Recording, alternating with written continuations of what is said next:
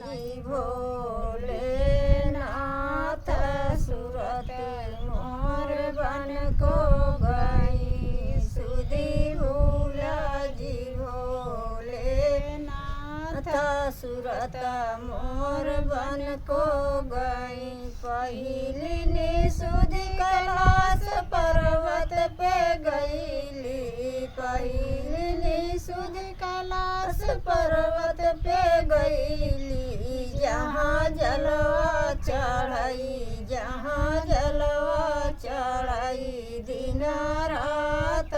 सूरत मोर हुआई गई जहाँ जलवा चढ़ाई जहाँ जलवा चढ़ाई दिन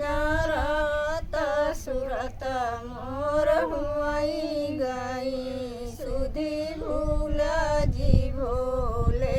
नाथ सूरत मोर